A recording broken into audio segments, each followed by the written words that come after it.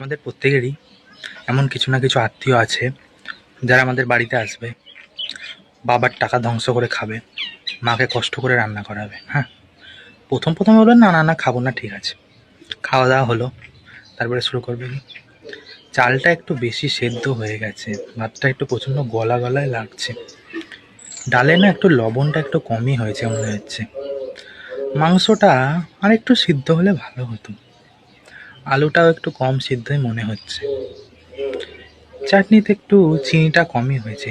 ভাই, সেটা বাড়িতে খেতে পাস না? না কি বলবো তোদেরকে, কি বলবো, কি বললে হবে, অপমান কি করে করবো আর? নিজের বাড়িতে খেতে পাস না, সে এসে খেতেও ছাড়বি না, আর বদনাম করতেও ছাড়বি না, ভাই তোরা আসিস কেন? এইসব মানুষদেরকে কিছু না ডাইরেক্ট ঘাড় ধাক্কা দিয়ে বাড়ি থেকে বের করে দেওয়া উচিত। এইসব মানুষগুলোর সাথে কোনো সম্পর্ক না রাখাই উচিত। এরা হচ্ছে মানুষ না, এরা হচ্ছে আত্মীয় না, এরা হচ্ছে সাপ, একটা জাস্ট সাপ।